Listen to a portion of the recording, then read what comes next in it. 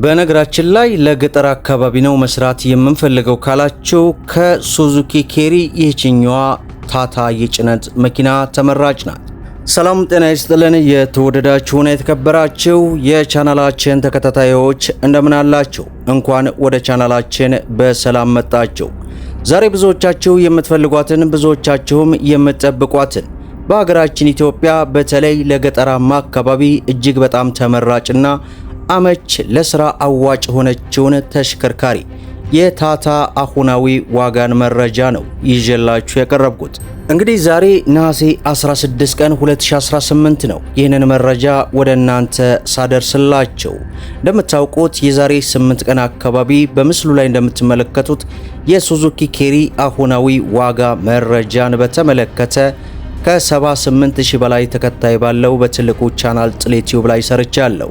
እዚያ ላይ እንግዲህ በብዙዎቻቸው ጥያቄ መሰረት የታታን አሁናዊ ዋጋ ስራልን ባላችሁኝ መሰረት ነው በዚህ በትንሹ ቻናል ላይ ይህንን መረጃ ለመስራት የወደድኩት። ታዲያ አሁን ላይ ምን ያክል እየተሸጡ ነው የሚሉትን ሙሉ ዝርዝር እንዲሁም ደግሞ ይህንን ሱዙኪ ኬሪ አሁናዊ ዋጋውን ማወቅ ከፈለጋችሁ ደግሞ ኮሜንት ላይ በተመሳሳይ መልኩ የሱዙኪ ኬሪን ስራልን በሉኝ፣ እኔም የምሰራላችሁ ይሆናል። ሁላችሁም ቪዲዮ ላይክ እያደረጋችሁ እስከ መጨረሻው ድረስ ተከታተሉ። እንግዲህ ክቡራን ተመልካቾቼ በሀገራችን ኢትዮጵያ አነስተኛ የጭነት ተሽከርካሪዎች አሉ፣ ታታ እንዲሁም ሱዙኪ ኬሪ ማለት ነው። ታዲያ ከሁለቱ ተሽከርካሪዎች የትኛው ነው በተለይ ደግሞ ለገጠራማ አካባቢ? ምንም ጥርጥር የለውም እነዚህ ታታዎች ናቸው። የሚሰሩትም በናፍታ ስለሆነ ለገጠራማ አካባቢ እጅግ በጣም ተመራጭና ጠንካራ የሆኑ ተሽከርካሪዎች ናቸው። ማለትም ከሱዙኪ ኬሪ አኳያ ማለት ነው። ስለዚህ ለገጠር አካባቢ ካላችሁ አትጠራጠሩ፣ ይህችን ተሽከርካሪ ነው መግዛት ያለባችሁ። ስለ ተሽከርካሪዋ ዋጋ መረጃ ወደ እናንተ ከማድረሴ በፊት ስለ ተሽከርካሪዋ አንዳንድ ነገሮችን ልበላችሁ። እንግዲህ የነዚህ ተሽከርካሪዎች አጠቃላይ ርዝመትን ስንመለከት 4.3 ሚሜ ሲሆን ስፋታቸው ደግሞ 1.5 ሚሜ ነው። እነዚህ ተሽከርካሪዎች ቁመታቸው 1.8 ሜትር ሲሆን ከመሬት ያላቸው ከፍታን ስንመለከት 160 ሚሜ ነው። ይህ ማለት እንግዲህ በሀገራችን ኢትዮጵያ በተለይ ወጣ ገባ መንገዶች ላይ ተመራጭ ናቸው ማለት ነው። እነዚህ ተሽከርካሪዎች የተገጠመላቸው ሞተርም ባለ 1.5 ሲሲ ሲሆን በእነዚህ ተሽከርካሪዎች አጠቃላይ ቶፕ ስፒዳቸው 125 ኪሎ ሜትር በሰዓት ነው። የሚጠቀሙት የነዳጅ አይነት ናፍጣ ሲሆን በሊትር እስከ 19 ኪሎ ሜትር ድረስ መጓዝ ይችላሉ። እነዚህ ተሽከርካሪዎች ባለ 5 ስፒድ ማኑዋል ትራንስሚሽን የተገጠመላቸው ሲሆን እነዚህን ተሽከርካሪዎች ሳልቫቶ ፉል ለማድረግ እስከ 35 ሊትር ድረስ ይይዛል። ታዲያ እነዚህ ተሽከርካሪዎች አሁን ላይ እየተሸጡ የሚገኝበትን የዋጋ መረጃ ስንመለከት ከቦታ ቦታ ልዩነት ቢኖራቸውም አሁን ላይ በተለይ በዚህ ሳምንት ውስጥ የተወሰነ ለውጥ እየታየ ነው። ዞሮ ከ3 ሚሊዮን ብር ጀምሮ እየተጠሩ ይገኛሉ።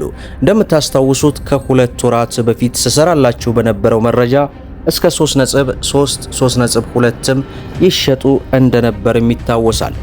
ዞሮ አሁን ላይ ተሽከርካሪ የሚባለውን አጠቃላይ ለመግዛት ብትረጋጉ ይሻላል። ምናልባትም ያልሰማችሁ ካላችሁ በዚሁ አጋጣሚ ልንገራችሁ። ማለትም በትልቁ ቻናል ላይ ሰርቼም እንደነበር ይታወሳል። መንግስት እንግዲህ ከ3 እና ከ4 ቀናት በፊት ወደ ሀገር ውስጥ የሚገቡ ተሽከርካሪዎችን በተመለከተ ፍቃድ መስጠቱ ይታወቃል። በተለይ ይህ ፍቃድ ጅቡቲ ላይ እንግዲህ ከ7 ወራት በላይ ሁሉንም ነገር ጨርሰው ማለትም ክፍያውንም አጠቃላይ ሁሉን ነገር ጨራርሰው ወደ ሀገር ውስጥ ሊገቡ ያሉ የነዳጅ ተሽከርካሪዎች በዛው ባሉበት እንዲቆሙ ውሳኔ ተደርጎ 7 ወራት አልፏቸዋል።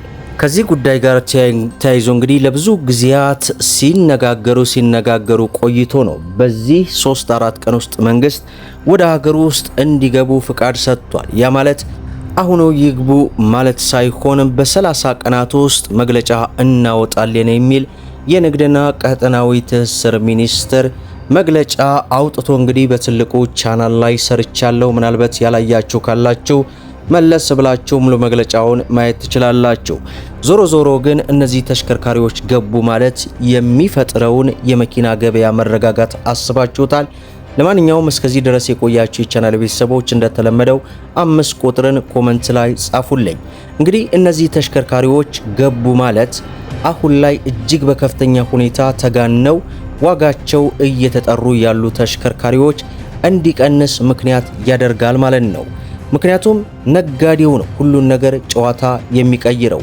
ለምሳሌ ያክል አንድ ተሽከርካሪ ምርቱ አጠረ ቆመ እያሉ ቢኖር እንኳን እየሸሸጉ ሁለት እያወጡ አጣብቂኝ ውስጥ ይከቱንና ዋጋው እንዲጨምርና እንዲነር ስለሚያደርጉት እነዚህ ተሽከርካሪዎች ቀረጥ እንኳን ጨምረው ወደ ሀገር ውስጥ ቢገቡ የተሽከርካሪ ዋጋ መረጋጋትን እንደሚያሳይ ምንም አይነት ጥርጥር የለው።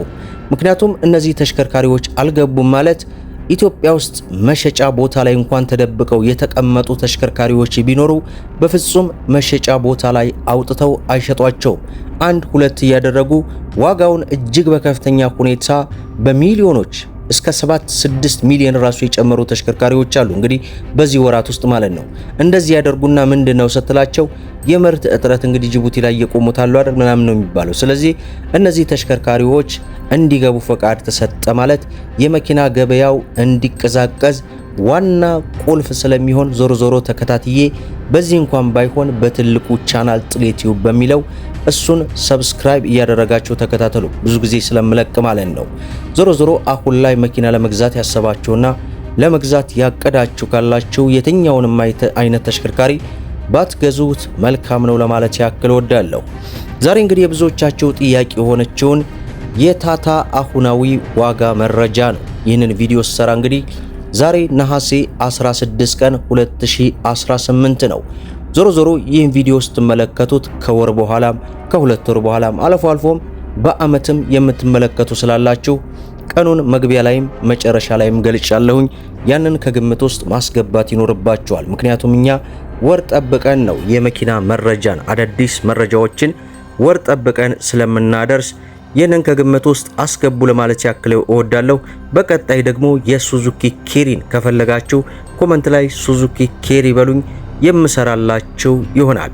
ሁላችሁም እንግዲህ ቪዲዮን ላይክ ሸር እያደረጋችሁ ለበርካታ እህት ወንድሞች እንዲደርስ አድርጉ።